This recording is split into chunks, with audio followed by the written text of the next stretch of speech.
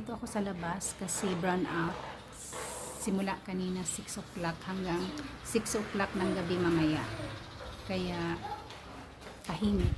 So alam namin na mag-brown out today. Kaya pinaghandaan namin, nag-ipon na kami ng tubig kasi pag balik mamaya 6 o'clock hindi namin alam na baka hindi automatic magbalik din yung tubig kasi minsan may case na ganun na hindi rin automatic bumalik yung tubig, kaya nag-ipon ako ng tubig marami. So hindi pa naman naubos kasi Sunday konti lang kaming gumamit. Nilabahan ko yung binabad ko na damit, tapos ngayon may marami na akong naipon na tubig. So ngayon magluto muna ako ng breakfast namin. So hindi na ako mag-video doon. Andun pa yung araw sa likod. Kaya mainit.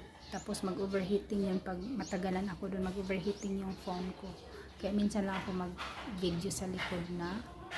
Tapos ayun, mag-scramble egg lang naman ako at saka mag-init ng tinapay. So yun. Tapos kakain na kami mamaya. Ayun, so narinig ko, kinabahan ako, nahulog si Lincoln sa hagdan. Kaya ayan, pinuntahan ko. So yun, yung taingan niya.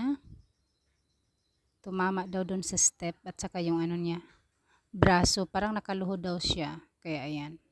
Tapos may bruises pa siya konti sa niya, kamay. So yan. Kala ko malakas yung impact. Kala ko may dugo na. Kaya ayan. Masakit daw yung niya, tainga. Kasi ang likot-likot, takbo ng takbo. Ayan, tahimik, walang takbo ng takbo. So dito kami sa labas kasi ang init, brown out. Kaya dito ko muna siya ilagay. So ayan.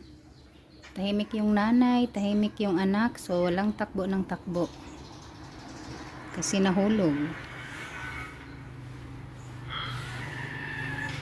Kakain na tayo ng agahan.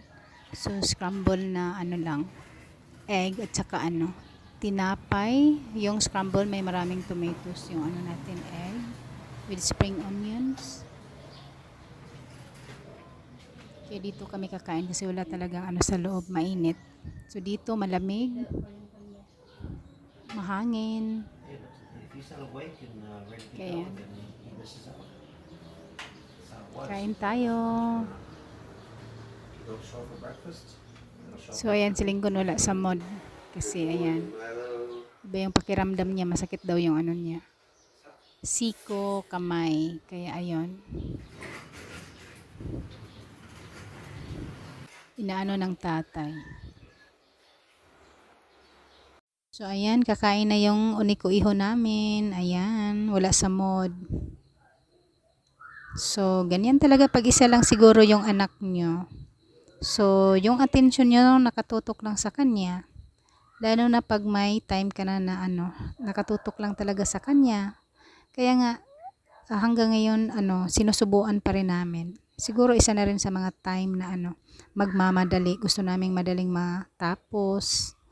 Ayun. Kaya ayan, baby pa rin siya sa paningin namin. Minsan nagagalit yan pag inaano namin, pero nakakamiss yung baby pa siya noon.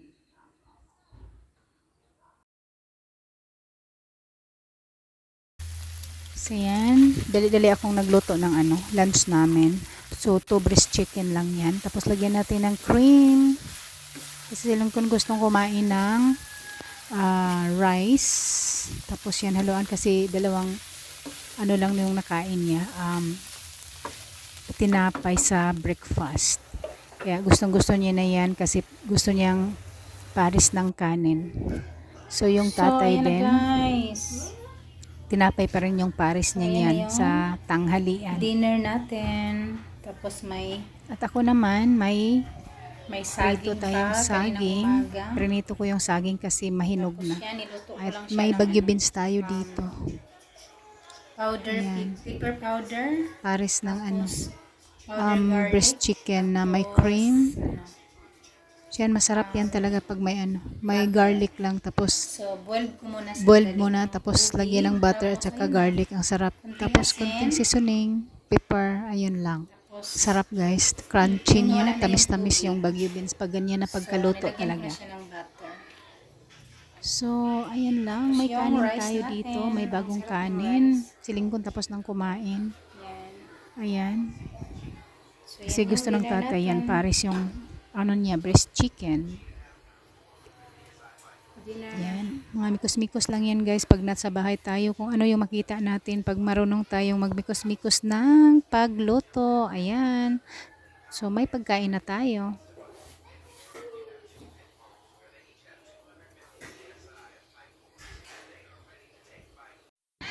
So, yan.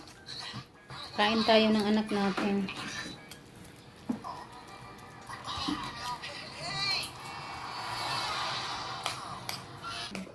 Mama. Lincoln. You're always changing. You're always changing. Down. Gabi na mga nanay. So, magluto tayo ng pangbukas na ulam. So, minudo yan. Pero nilagyan ko siya ng cheese at saka liver spread. Hindi ko na nakunan yung gawa ko kasi nakalimutan ko. Lobat pala yung phone. Kaya hindi na ako nakapag-video. So, alam naman natin yung mga nanay na kung ano yung minudo. Minudo na recipe. So, ayan. Isa rin sa gusto ng asawa ko yan kasi may cheese. So, masarap yan.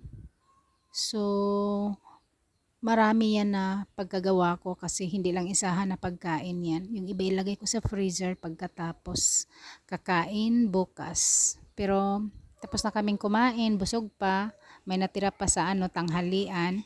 So, bukas na talaga yan. Iinitin ko na lang yan. Lagay sa ref pagkatapos maluto. Ayan. Naglagay tayo ng liver spread para mas masarap.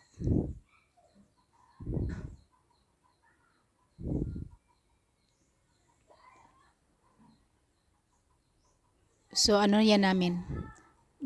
Panglasa yan namin sa amin na pamilya. Kaya may maraming cheese na nakalagay. Gusto rin yan ng asawa ko, may maraming cheese. Yan, creamy na creamy. Yung natin, menudo. Dito muna nagtapos yung vlog natin. Thank you for watching mga nanay, mama. See you in our next vlog. Bye!